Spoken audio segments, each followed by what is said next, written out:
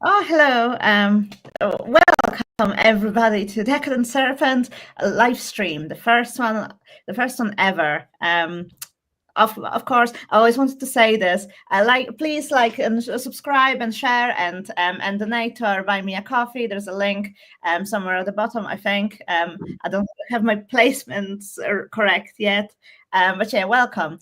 Today we've got Casey, our glorious poetry guy, joining us today. Thank you. Yeah, it's wonderful to be here. I've loved working at Decadent Serpent so far, and hopefully we are joined with all of our lovely readers and subscribers as well. Absolutely. And we're also going to have an surprise entrance from Eva a little later on today as well. So very exciting stuff. But yeah, so it's not going to be a long stream. We're probably going to cover like 45 minutes or so. So it shouldn't be too long. But we kind of wanted to discuss just the basics. Again, because this is the first time we're actually doing it, I feel like just letting it flow naturally is probably the best way to go about it, and seeing kind of where we end up.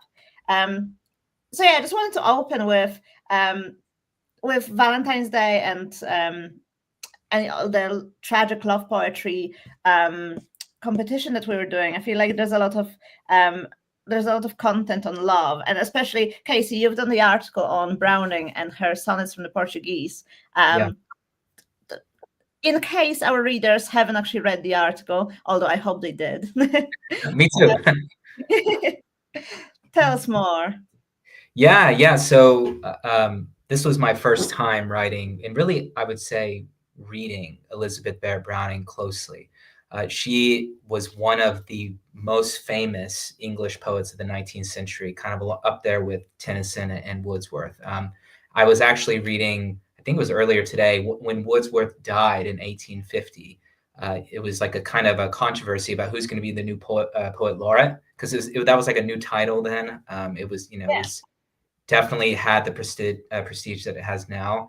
So she was kind of, I don't think she was rivals with Tennyson, but there was definitely a lot of debate about who it should be, which was interesting. But the Sonnets from the Portuguese is, I think, probably her most famous collection, especially for readers now. And it's a collection of 44 love sonnets about her courtship with Robert Browning, who we likely know as well, who's another who became a famous English poet in his own right. But it tells a story, and that's what I really wanted to talk about. If we're going to talk about Browning, it tells kind of a story of her journey from being kind of a lifelong celibate and being single, I guess, and lonely for most of her life, to falling in love with Robert, to getting married. It tells a really kind of a beautiful story that I think you can really only experience if you read every sonnet. And I can't speak about everyone. The ones that I wrote about in the article, I'm more than happy to speak about. But I do encourage readers to, if you have, it doesn't take too long, to go through them and see how she moves from like disbelief, I can't believe he loves me, is it true, to she can't get enough of him, and to finally near the end of the collection, she's talking about getting married and settling into a new life. So it's I wouldn't say it's tragic as much as it's kind of a celebration of love. But the earlier sonnets, especially like 1 to maybe 15, there are some elements there of tragic love, of being lonely, of not really believing that Robert loves her, and so on. It's pretty interesting. Definitely worth a read. I feel like that the sonnet 1, actually, the one that you brought up in your article, is absolutely spectacular, because that ending really stuck with me. Guess now who holds thee? Death, I said. But there, the silver answer rang, not death, but love. And I think that was absolutely fantastic. Her kind of sudden realization that, it's not the death that's actually coming after her. It's the complete opposite, the thing that she didn't expect. And it's absolutely beautiful. Yeah. If I could just add more to that, I totally agree with you, Dina. That's why I chose that poem. It's actually a pretty famous sonnet. I mentioned this in the article, but I think the kind of the images of death there have to do with the fact that for most of her, for all of her adult life, Elizabeth had she had poor health. She suffered from some pretty serious health problems. When she was growing up, she like grew up on this big estate in, is it called Herefordshire? I think it's in like Midlands, England somewhere. Yeah. And they did a lot of horse riding, and she apparently had some pretty bad horse riding accidents. So I think she might have hurt her spine. She had like respiratory problems that lasted her whole life. So she was really, really reliant on family to take care of her in London. And so she didn't really expect, because she was kind of an invalid, she didn't expect to marry, just to fall in love. It just wasn't a part of life that she really had made room for. So I think that sonnet conveys the surprise and really the joy of falling in love, meeting Robert and falling in love, and beginning the courtship. And so that's why there's that sudden turn, because really, death on it obviously is like the end of life, but it's kind of a living death to not ever get to experience the joy of love, or like an intimate relationship. And that, I think that's what she's conveying. So it's that a lot of the sonnets in the collection have that kind of turn right at the end of the sestet. There'll be like a sudden like realization, especially the early ones, where she'll talk about her, her loneliness and her past life, but there'll be a shift right at the end, and it's usually a positive one. And I agree. I think that's it's a surprise, but it's a good one, a good surprise in Sonnet 1. Absolutely. No, there's so much potential. It's funny because I quite like the way you structure your articles in general, to be fair, because you've done that with the previous ones as well. You get kind of like a nice taster of the poet. Like in case you wanted to read more of them, you kind of get this nice background of what you kind of can expect. Especially in this case, you showed the Sonnet 9, for example, and we've got Sonnet 27 as well. So you've captured the shift in between them quite well. I think that was really, really cool. Again, the themes as well are quite strong on there. I didn't expect that. That was so interesting to read. The whole parts about the Greeks and her knowledge of Greek literature. I think that was really, really fascinating. Yeah. So she, growing up, she read a lot. Like many people during the 19th century, and even today, she grew up reading ancient Roman and Greek literature. I'm pretty sure she had a personal tutor. She came from a wealthy family. The Barretts were a wealthy family in England. For most of her childhood, I mentioned this in the article, but her father owned these like big sugar plantations in Jamaica. So that's where they got a lot of their wealth. Unfortunately, I think near like the end of her childhood, or when she was like 13 or 14, for some reason, those sugar plantations, they how do you say, they were mismanaged, and so they stopped being as profitable for the family, had to sell them off. But growing up, her family paid for a private tutor for her, and so that's where she got her deep knowledge. She actually she read the classics, but she taught herself a variety of ancient languages, so Greek and Latin. I think she taught herself Hebrew and Italian as well. So she was very learned, very, very steeped, I would say, in classics. And that poem, Sonnet 27, there's actually an allusion. I say this in the article to Greek mythology, but specifically there's this phrase "doulos asphodel," and asphodel is like this. It's like a white or pink flower or something like that. But in Greek mythology, it's like the flower that really populates these meadows. They're called the asphodel meadows, and it's part of the It's like a realm of the afterlife in Greek mythology. So you have the Elysian or Elysium fields is like the highest tier of heaven, and then the asphodel meadows in the middle, and below is like hell or Tartarus. And what she does there by mentioning that is that poem. It really reflects on her. It doesn't go into depth about her past life, but by talking about the doulos asphodel, she's kind of looking back at how she was single for so long and she lived a life without love, but she's kind of disconnected from it, and she's kind of like a soul that looks like a soul that's in the asphodel meadows looking on his past life. She's now looking on her past of before she met Robert in a kind of detached way. So it shows her growth, I'd say, like how she's really kind of moved into a new phase of life. And it's a lot different than like the earlier sonnets where she's doubting everything and can't believe that Robert, that this is a new relationship and opportunity for love. So it shows her growth and development, and I think her growing like belief and faith in their love, which is, it's good to see. But I think she does it elegantly. She's a brilliant poet. I mean, she really. I think it's not just this collection. She has several other collections. I think the 1844 collection was one that really secured her fame. Like she really deserves the reputation she has. She's just remarkable in how she writes about love. So yeah, I agree. She doesn't do it in every poem, but she does show a lot of her knowledge of classics, and particularly Greek literature. Absolutely. I feel like it's very when it's weaved in in a very subtle way.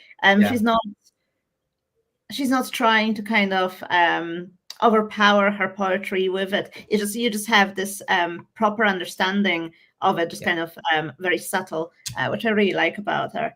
No, it's really interesting, isn't it? It's funny how like in the past, obviously, people would it will be standard for a lot of poets and writers to have the classic education. I think it's quite admirable. Just reminded me not to encroach on the political things, but didn't they try to stop the Latin education, or kind of? I'm not. Do you remember the details of this?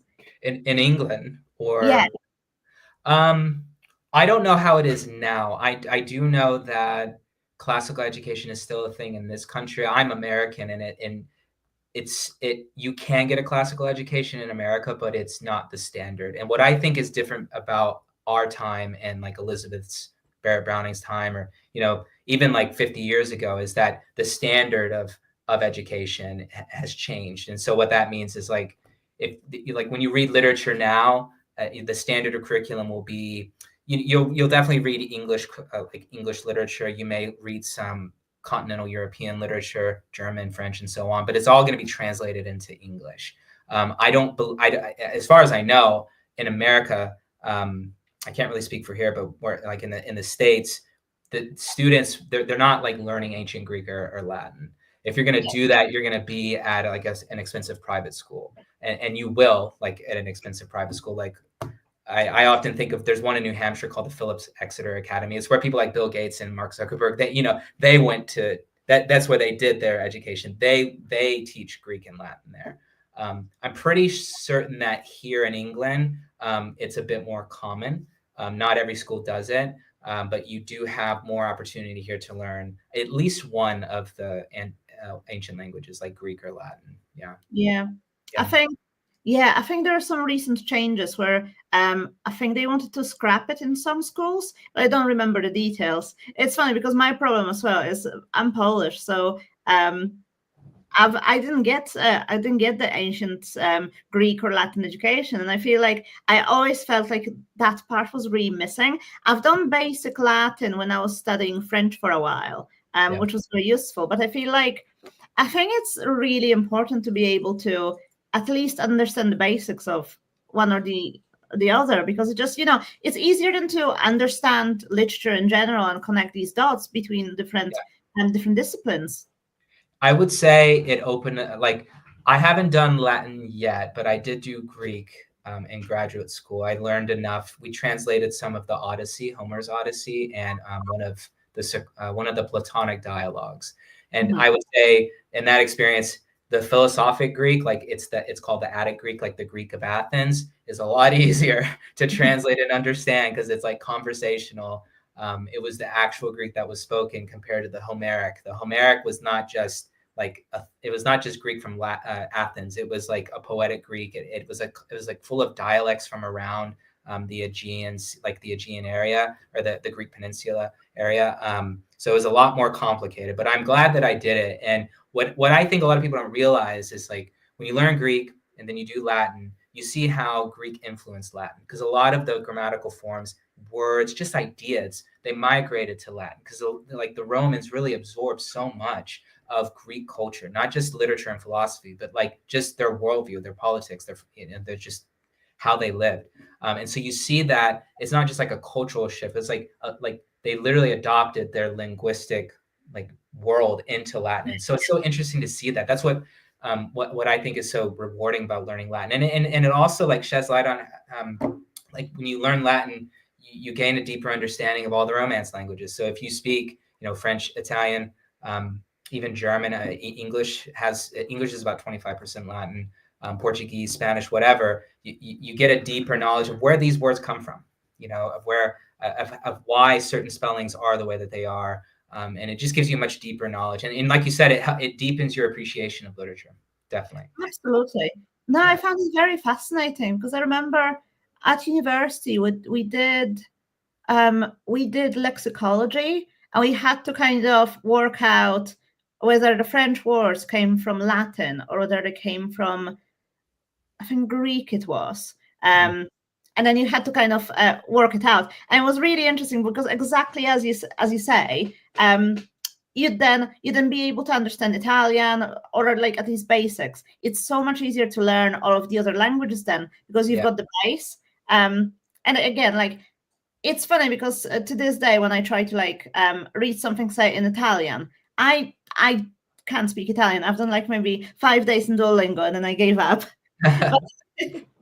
But even still, right? If I read something, there are going to be those common words that you can pick out and you understand them. So I think that part's really really cool because it just teaches you so much about the world. And like, if you don't get that part, I feel like it just reduces so many layers of things to just kind of.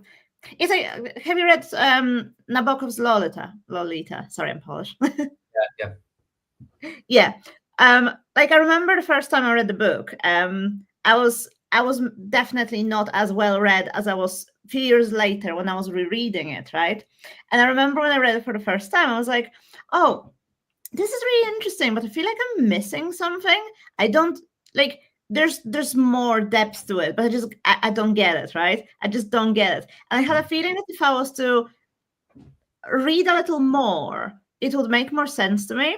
So years later, I kind of went back to it, and then I read it and I'm like, oh, this is a reference to Madame Bovary. Oh, this is a reference to something else, and you finally start understanding all these things. And by then, I could also speak French, and Nabokov with his Roman experience as well. He did use a lot of French in his work too. So having all of these references, the whole book just comes to life. Yeah, that's a good point. I haven't actually. I don't think I've read Lolita, but I do understand the point that you're making about when you learn Latin or Greek, one of these classical languages, at least like what in the West, it opens up a whole new world. Definitely. I actually studied French at university, and it just made the whole learning process make a lot more sense. When you learn like a root or a stem of a verb comes from Latin, it's just amazing. Yeah, it really opens up a whole new world. Yeah, it's so interesting. It's funny, like, I always get so puzzled by languages because they are also different as well. Like, you've seen the linguistic tree as well, haven't you? Like, you've got so many. The similarities and differences are so confusing. So can you speak? You can speak English and French.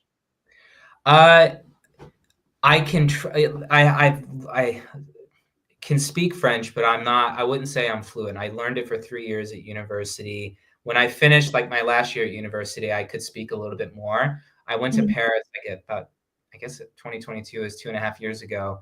And I could get by. Like, I can have a conversation and like order food, talk about myself. I wouldn't say that I could like have a really deep conversation yet.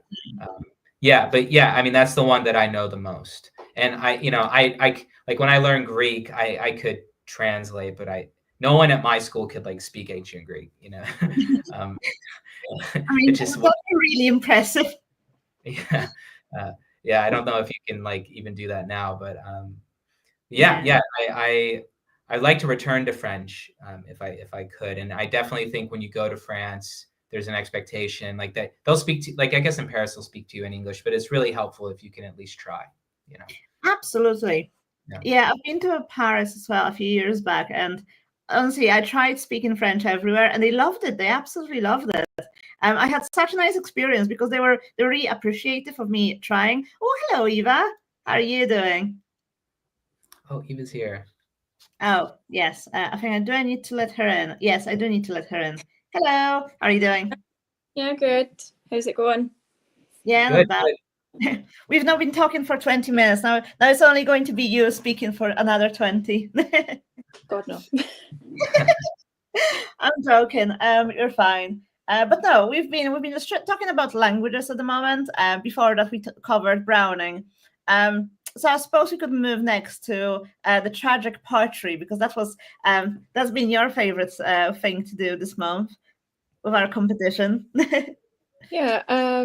Well, what do you want to hear about, like the competition in general, or just like tragic poetry? I don't know. Let's start with, what's your favorite tragic poem? Tragic love poem, I suppose. Annabel Lee by Edgar Allan Poe. Oh, that is such a good one. You know what? This poem actually lives rent-free in my head. Every now and then, I just remember it, and just resounding in my head. It's kind of creepy, actually. Yeah. Yeah, I think Poe had. I think I was just going to say he did, well, I guess he wrote that about his, I forget, did he marry his niece or cousin? I guess that was common in the 19th century. But it is a very beautiful poem about like someone who he actually married. It wasn't like, I don't think it was unrequited, I guess is what I'm saying. Yeah. Yeah. Yeah, I'm pretty sure like the poem is about his his wife / cousin. Yeah. That's awesome. At least considering that that was used as the background for Lolita as well, I am relieved to hear that the poem's actually about an adult wife. Didn't he marry her when she was like 14? Oh no. Yeah. Oh, Yeah, but again, that was, I think. Yeah, it was the norm. Yeah. Exactly. Different times. Anyway. I feel like there's tons of really good tragic poetry. I was trying to think. It's funny. There's a lot of. I really like Polish poetry as well, but again, I can't really. You can't really translate it because it's really. It's funny because like the language is always so plastic in a way. Like you can really like mold it to how you know, especially when it comes to poetry, right? You can really go wild with words. So then, if you go a little too wild, then you can't really translate it. It completely gets lost. Like my favorite poet, Polish poet, Stachura, it's impossible to translate. Actually impossible, because like if you were to try to translate it, it either sounds extremely grammatically incorrect or it just sounds deranged. But what's it about? There's a lot of different themes. One of the good ones is kind of about like searching for something special, but you can't ever find it. And it sounds really great, but then the sentences are all, if you were to translate it, the sentences would go something along the lines of, oh, I was looking, I was looking, and it's like, you know what I mean? You just can't translate it. And in Polish, it sounds so sophisticated. That's interesting. I would say, if I share one of my favorites, there's so many. Like when I think of tragic love poems, I think of like When You Were Old by William Butler Yeats. Another one that he wrote is Adam's Curse. That's another tragic love. Oh, a beautiful cat there, by the way. Chicken. Everyone meets chicken, and our one reader or listener at this point. But I one that I like, I really enjoy, and that I think really captures tragic love is, you know, the Tennyson poem "'Tis better to have loved and lost than never to have loved at all." Those are the last two lines, but it's from that collection In Memoriam, and that's one of my favorites. It's just a classic love poem, tragic love poem. So. Absolutely. Yeah. There's so many. funny. I'm still thinking. Trying to like dig into like my my brain depths. Shelley's good. Shelley's got Yeah. really interesting poetry. Can't think of any specific title right now. I really like the style. I think Love Song of JF with Prufrock, you know, the Eliot, that is a love poem. It's kind of a crazy one, but it's about like not succeeding in love. So it has that tragic element there. That's one that I kind of thought of as well. I did mention in my article about Browning, there's Philip Larkin. He has a love poem. It's called An Arundel Tomb. Not so much a tragic love poem, but it is about like, it's a poem about these stone effigies that he saw like in a museum, and they're like holding hands. And so it's like a poem about dead lovers. But it's very beautiful and very kind of moving in its imagery. So that's another, like, there's so many love poems. They literally, there's like love poems that go back thousands of years, you know. But those are the ones that I, at least in English, really enjoy. Yeah. Another one is Sylvia Plath's. I'm trying to remember. I think it's on like Mad Girl's Love Song, Mad Girl's Love Poem, something like that. I read it ages ago, but that just came back to me. Yeah, it was just like a really interesting one that I read. That's really cool. I don't think I've read this one actually. No, I don't think it's one of her like most well-known ones. I've got it in like one of my books of her somewhere. So yeah, that's very cool. No, yeah, it's funny. Like whenever like I think of like tragic love, I always think of like the Middle Ages and like the ancient things, kind of. For example, Tristan and Isolde, for example. There's a lot of really interesting, really gloomy things, and obviously the you know, the classic Romeo and Juliet. That's another one. Yeah, that definitely I think counts. That's I read that. I was actually rereading that a few weeks ago, but I don't think, because I first read it when I was a teenager, but I don't think I quite remembered how crazy the end is with her faking her own death, and then he drinks the poison. Like, it's just tragic. Like, that is a perfect example of tragic love. And they both died so they can be with each other forever. It's crazy. Yeah. It's funny. No one does these things anymore, do they? No, we're just so boring now. True. I know. Why is no one drinking poison for me? That's what I want to know. But no, it's so interesting. I think, we need to have more stories that deal with tragic love in general. It's quite. So that's another thing, right? Like, I feel like people aren't like properly romantic, kind of going out of the way, like, you know, German romanticism, for example, like the passion of the sufferings of young Werther. I can't pronounce that. It's German. No one knows how to pronounce it, I suppose. But the sufferings of the young Werther. Werther, maybe is Goethe you're speaking of, right? Goethe's novel. Yeah, Yes. I don't remember that. I read the, I can't remember, the one with the Mephistopheles. But go ahead. Faust. Sorry, Yeah. I didn't mean to interrupt. I think that's by Goethe. Yeah. Yeah, it is definitely. It's funny because in Poland, that's the one that you read like in school. You don't actually read Faust. I read Faust like years later. So that's the interesting part. But yeah, so the one that I read, obviously you've got the classic tragic love story, unrequited love. It all ends very badly, and then, spoiler alert, cover your ears, he shoots himself, but he does it so poorly that he bleeds out on the floor for about 12 hours. It's very unfortunate, and it's very well described as well. And it's funny because it's been such a strong kind of theme back in the day. You know, you've there'd be, you know, the woman, the object of your passions that you just kind of go after, and it's, if it's not if she doesn't love you, you're just going to kill yourself, pretty much. Yeah. I mean, I feel like that's definitely a 19th century trope, to die for unrequited love. That is powerful. Yeah. Strokes beard. Oh, this is very powerful. No, Because I'm just thinking. I'm trying to think if I know of anything else, any other novel or play or poem that really parallels that. What about you, Ava? I mean, any other like poems, tragic love poems come to mind? Not at the moment, no.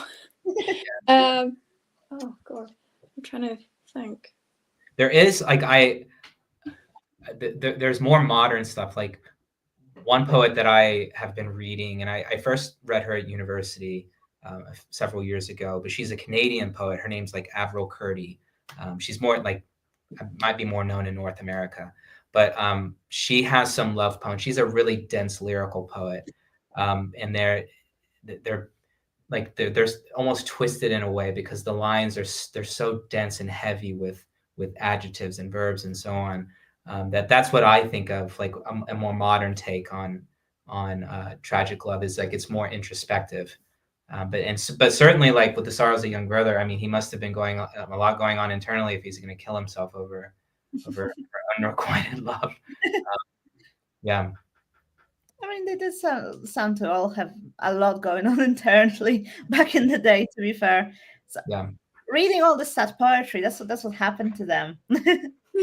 Yeah, and you did, Dina, you mentioned Madame Bovary. That's not really a love story, I suppose, but Excuse me very much. That is the most tragic love story of all. okay. Yeah, I guess you're right. Yeah, I mean, there's a lot of love in it, and she's chasing like, because Emma is like chasing the ideal that she can't realize with Charles, and but yeah, I mean, she kills herself.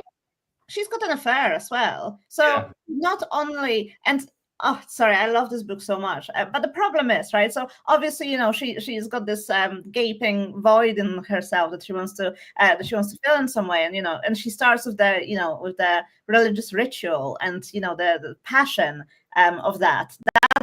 That fails her, and obviously then she gets married. That doesn't fulfill her. The child doesn't fulfill her. Then the affair somewhat fulfills her, only to then end in just misery anyway. And then she starts overspending, falls into terrible debt, and then it gets so there's just so much going on. The woman just had too much passion. It's proper like.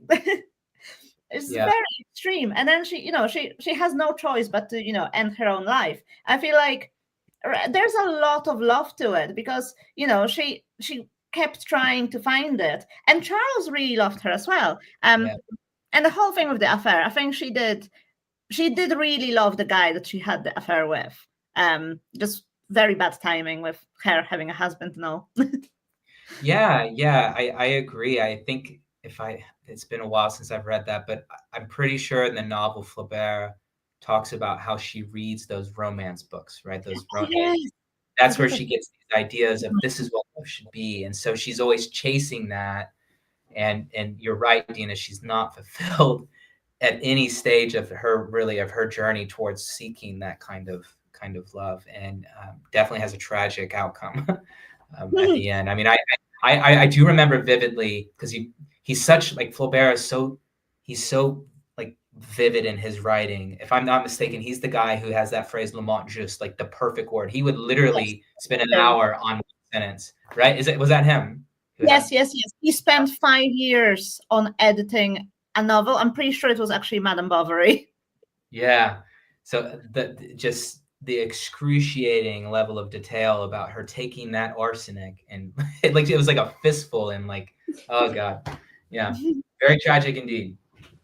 I mean, that's the thing though, in like the Victorian era, especially, like, women, like, it was looked down on if they were reading, like, say, romantic text, because like it would just give them ideas leading to wanting more. Sensation novels. Yeah. I mean, have you read Lady Audley's Secret? Yes. I don't remember much of it, but I have, yes. Yeah, because if I remember like correctly, I think it was you've got Lady Audley and then the guy that she was in love with or that loved her, and I'm trying to remember exactly what happened. It's been a few years. I'm pretty sure like like the lover thinks that she's died or something. I don't know. There's this like whole tragic thing that goes on. I think if I remember correctly, it's kind of got a bit of a Romeo and Juliet thing to it, but it's like, I don't know, like not entirely. I know what you mean. Mhm. I just looked up the plot summary just to remember. So we've got the novel follows Robert Audley, a leisurely and somewhat aimless barrister who becomes suspicious of his uncle's new young wife, Lady Audley. His suspicions arise after the mysterious disappearance of his friend George Talboys, a former soldier who had just returned from Australia after making his fortune. I don't think I finished that book. I did. And I still can't remember what happened. So, reading in the free time, very convoluted books, yes. Reading for university, very easy books, no. Yeah, so what I remember is it was like the friend who was who was in love with Lady Audley, and then like everyone thinks that he's died or that he's disappeared, and he comes back and it's like turns out that's the woman that he was married to. Yeah. So a bit like sad. Yeah, but that's the thing. The sensation novels were they were such like page turners. It's funny because I'm pretty sure the Woman in White, that one was a sensation novel as well. And it's funny, right? I completely forgot about the concept, right? And I bought the book and I started reading it, right? And I got so into it, and I was like, "Wow, this is a Victorian classic," and yet it's so easy to read. Like the plot is just flows. I can't stop. I like honestly, like I wasted so many hours on just reading it. I couldn't stop, and then I started reading into it a little, right? And turned out it was one of the sensation novels. And then I realized how incredibly addictive they were. Imagine like being a Victorian woman and this is like that's your only source of entertainment. Like I wouldn't look after my child or like make sure that my husband is happy and my chickens are fed. I'd just be like reading the sensation novels. Yeah. Well, yeah, and like, see, the thing is, I'm pretty sure like you'd get a chapter like what is it, a week or something. So you'd like finish the chapter, you had to wait like a whole week, just like mulling over what would happen next. Oh, that's so true, actually, because they were serializing all of it. I wonder if Flaubert is almost criticizing how the popularity of those novels and how brutally realistic Madame Bovary is. Because I think I remember people talking about how it's polemical in a way. It's like satirizing the kind of the romantic ideal in these kinds of sensational novels. What do you think? I don't know if that's true, but I think I remember artists like discussions about that. I'd agree with that, especially with his, even to speculate, right, without us looking anything up. I think the way he was writing, obviously with being such a perfectionist and making sure that everything is so well written, I feel like, and obviously the romantic novels having such a negative influence on Madame Bovary, I think there's definitely an element of satire. Considering that he was also very different writers, at the time he would probably be looking down on them, because he was definitely in a very different kind of level to the writers of the sensation stuff.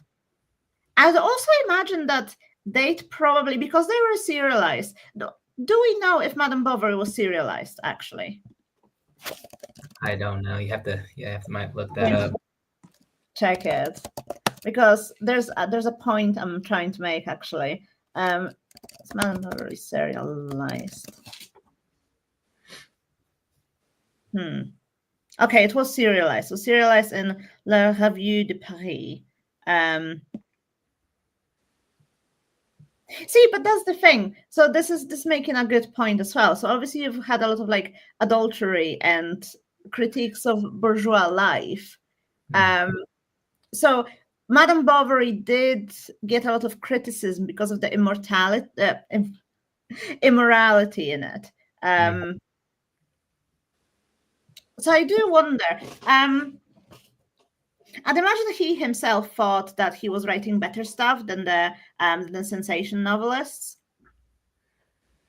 Yeah, and I think that it was also kind of almost, you could say, as a critique of romanticism, because if he's kind of an anti-romantic in a way, because a lot of romanticism is about imagination, imaginary narratives, ideals of love, and so on. So maybe he's making a broader critique of that whole aesthetic kind of movement. I don't know. Yeah, that's what it was, I think. You're absolutely correct, because around the time, especially in France and Poland, you had the naturalist movement that was more focused on very down to earth, extremely kind of, you were showing all of these graphic detail. And Flaubert is also the same guy who wrote Nana, wasn't it? I think, yeah, I haven't, I don't think I've read that, but I'm pretty sure I've. Yeah, and Germinal as well. Let me just double check. I'm pretty sure he wrote Germinal too. Right, no. Yeah. No, that was Zola. Right, Zola wrote Nana and Germinal.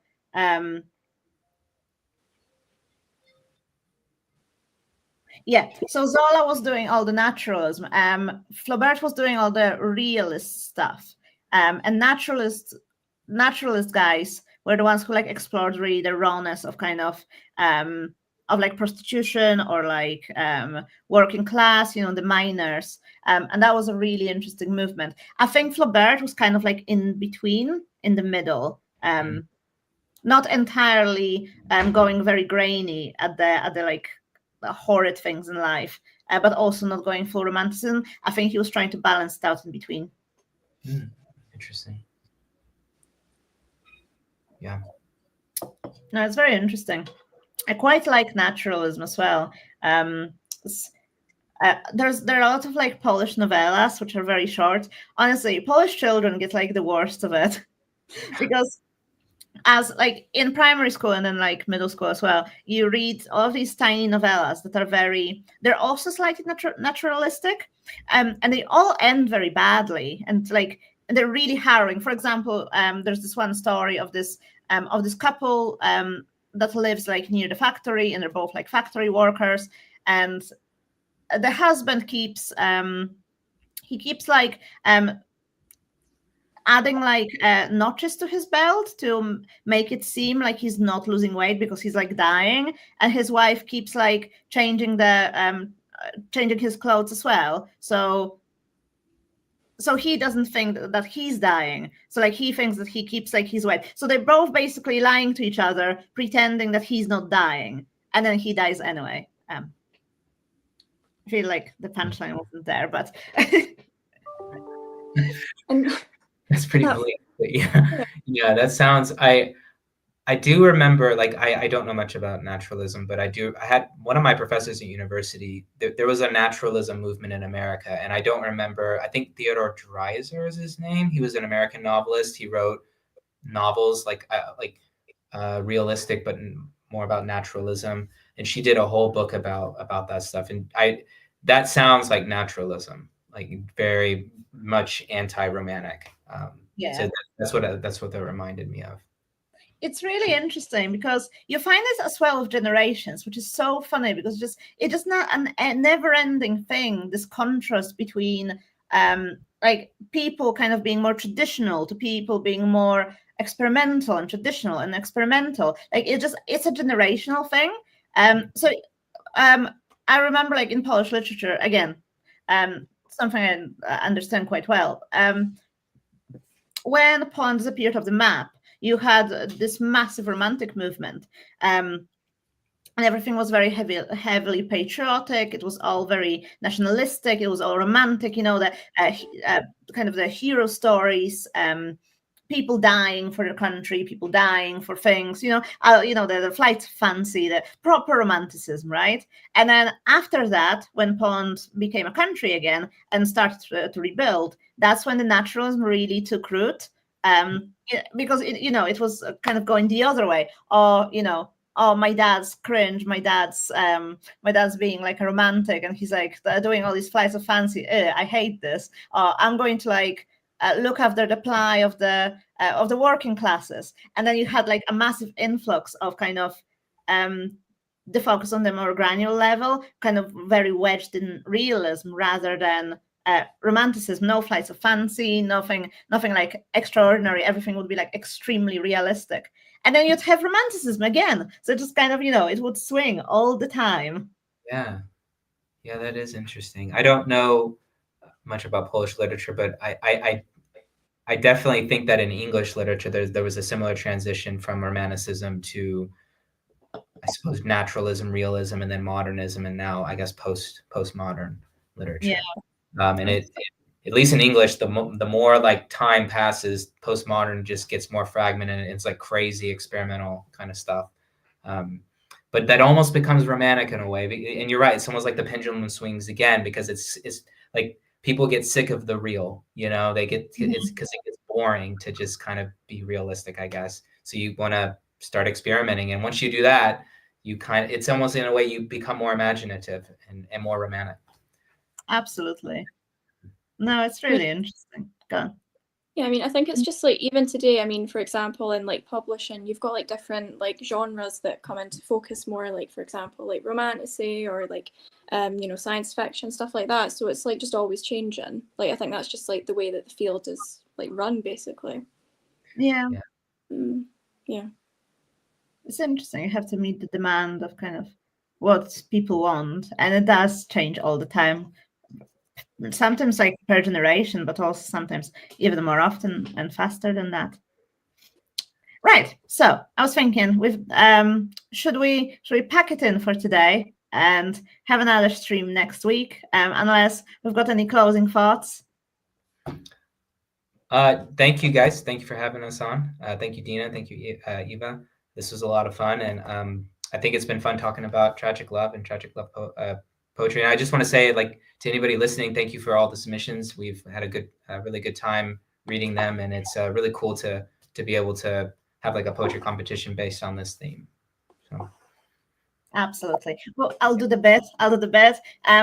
Guys, don't forget to like and subscribe. Remember, subscribe to our channel and like. And there's also a donation link somewhere where you can just click. It's titled "Buy Me a Coffee," and you can support us and donate financially, because we are a volunteer run and we'd love to grow and go big. And yeah, so like and subscribe. Yes. Press the smash that like button. Okay, I'm done. Right. Awesome. Anyway, thank you so much for listening, and thank you for being here, you guys. And yes, cool. You'll see us more next week. Yeah. Awesome. Okay. Thank you, guys. Yeah. Thanks, guys. Bye. Bye.